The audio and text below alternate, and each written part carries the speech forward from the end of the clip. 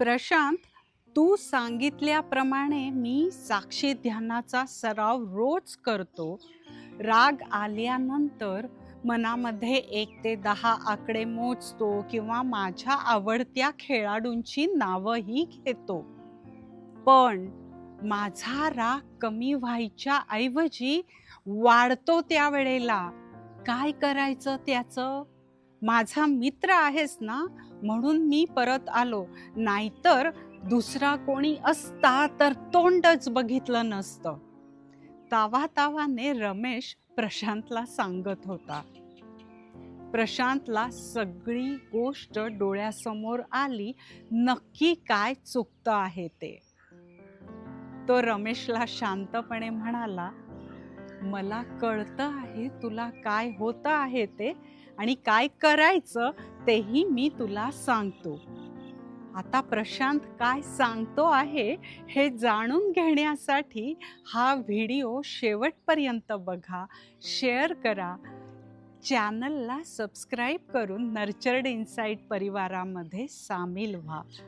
सगळ्यांचं nurtured insight परिवारामध्ये खूप खूप स्वागत आहे.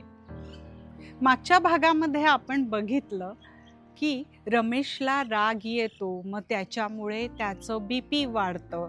डॉक्टरांनी त्याला रागावरती काम करायला सांगितलेलं आहे, म्हणून तो त्याच्या मित्राकडे प्रशांतकडे येतो. प्रशांतने रमेशला रोज साक्षी ध्यानाचा सराव करायला सांगितलेला आहे. आणि शिवाय ज्या वेळेला प्रत्यक्ष राग येईल त्यावेळेला पहिला हा मेसेज मेंदूमधल्या भावनिक मेंदूकडे जातो आणि नंतर तो मेसेज आपल्या वैचारिक मेंदूकडे जातो. ज्या वेळेला भावनिक मेंदूकडे मेसेज येतो त्यावेळेला आपण पटकन रिॲक्ट होतो, कारण त्याच्यावरती आपण सारासार विचार एवढ्या कमी वेळात करू शकत नाही. तो सारासार विचार करण्यासाठी अजून 6 सेकंदाचा वेळ द्यायला पाहिजे. आणि म्हणून मग मनातल्या मनात आपण 10 आकडे मोजतो. किंवा प्रशांतने रमेशला दिलेली युक्ती एक होती की बाबा तू 5 खेळाडूंची नावं घे. आणि त्या पद्धतीने रमेशने केलं. पण प्रशांत मग त्याला समजावत म्हणाला की तू काय काय केलंस ते मला सविस्तर सांग. रमेश म्हणाला, तू म्हणालास त्याप्रमाणे अगदी मी डोळे बंद करून साक्षी ध्यानाचा सराव करतो.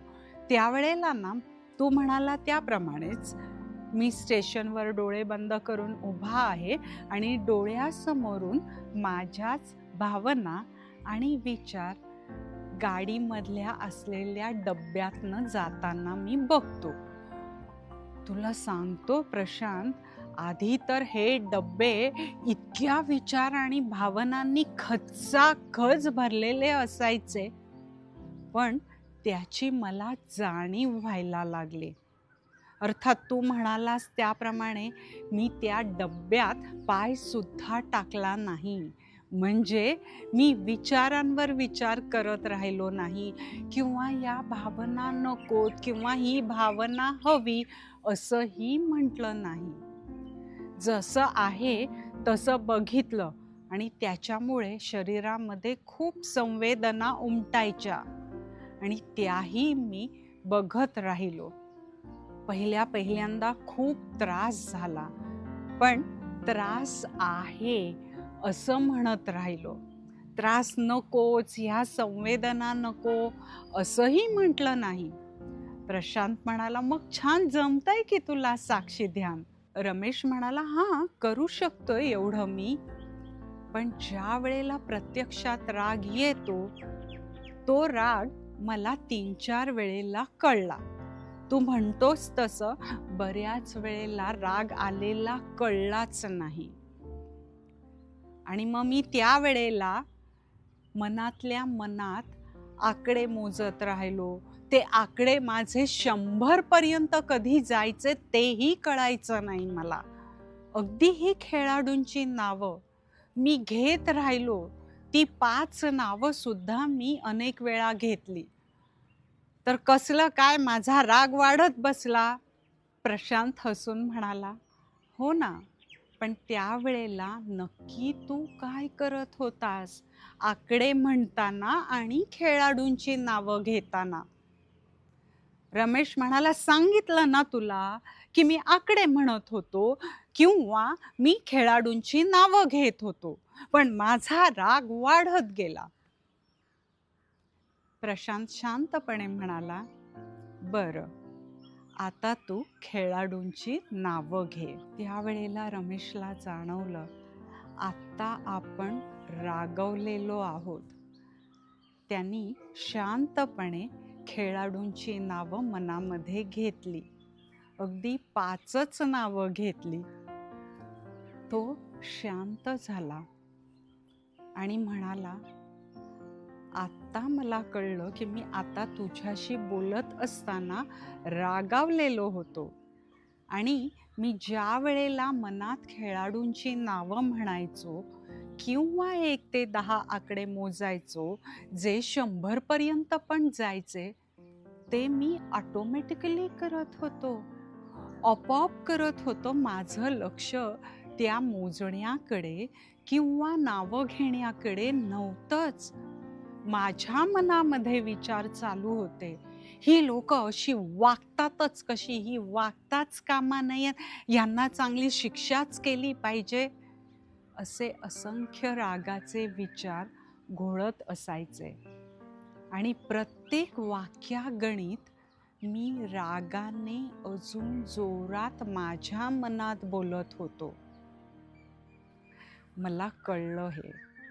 तितक्या रागाने ती वाक्य मनामध्ये म्हणत राहिलो तर ऑटोमॅटिकलीच आपण आकडे मोजणार आहोत आणि त्याचा काहीच उपयोग होणार नाही.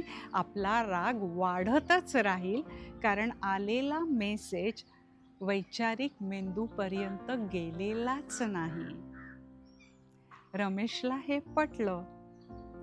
मग प्रशांत म्हणाला, त्यावेळेला तू साक्षी भावाने बघितलंस का तुझ्या विचारांकडे आणि तुझ्या भावनांच्याकडे?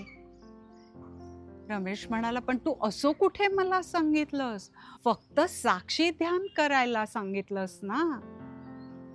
प्रशांत म्हणाला, बरं, आता ना ज्या वेळेला राग येईल आणि आकडे मोजताना तुझं आकडे मोजण्याकडे लक्ष नसेल किंवा खेळाडूंची नावं घेण्याकडे लक्ष नसेल, तर त्यावेळेला येणाऱ्या रागाच्या वाक्यांकडे तू बघत राहा. येऊ देत ती वाक्य, त्यांनाही नको म्हणू नकोस. आणि त्यावेळेला कोणत्या संवेदना शरीरात येतात तेही बघ. म्हणजे प्रत्यक्ष जीवनात सुद्धा साक्षी भावाचा वापर करायचा आहे. करशील हे? त्यावर रमेश म्हणाला, नक्कीच करेन, कारण माझं गोल आहे, माझं BP कंट्रोलमध्ये यायला पाहिजे आणि त्याच्यासाठी माझा राग कंट्रोलमध्ये यायला पाहिजे. त्यावरती प्रशांत म्हणाला, हां, थांब, आपल्याला राग कंट्रोल नाही करायचा आहे, त्याचं नियमन करायचं आहे. नियंत्रण नाही, मॅनेज करायचं आहे. राग आपल्याला नॅव्हिगेट करायची आहे ती इमोशन. राग येणार ना रे. राग ही भावना काहीतरी मेसेज देत असते आपल्याला. त्यामुळे रागाचं नियमन करायला शिकू आपण. मग रमेश म्हणाला, आता ना तू हे बोलतोयस त्यांनी मला इतकं रिलॅक्स झाल्यासारखं वाटतंय की राग येणं चुकीचं नाही. लोक अशी वागतात, त्यांच्यामुळे मला राग येतोय, त्याचं काय करणार? प्रशांत म्हणाला, अरे, परत आपण त्याच्यावरच आलो. पण हरकत नाही, लोक कशीही वागू देत, तरी पण आपल्या रागाचं नियोजन कसं करायचं हे आपण पुढच्या भागामध्ये बघूया. आणि त्याच्यामुळे पुढचा भाग पण नक्की बघा, ह्याच्या आधीचा भाग पण बघा. आजच्या भागामध्ये शिकलेल्या या 2 गोष्टी, की साक्षी ध्यान रोज करायचंच आहे, पण साक्षी भावाचा उपयोग प्रत्यक्ष जीवनामध्ये कसा करायचा? आकडे मोजत असताना नक्की काय करायचं? हे कसं वाटलं तुम्हाला ते नक्की कमेंटमध्ये सांगा. तोपर्यंत राग आल्यानंतर ह्या 2 गोष्टींचा वापर करत राहू. ध्यानाचा सराव करत राहू. लवकरच भेटतो आहोत. तोपर्यंत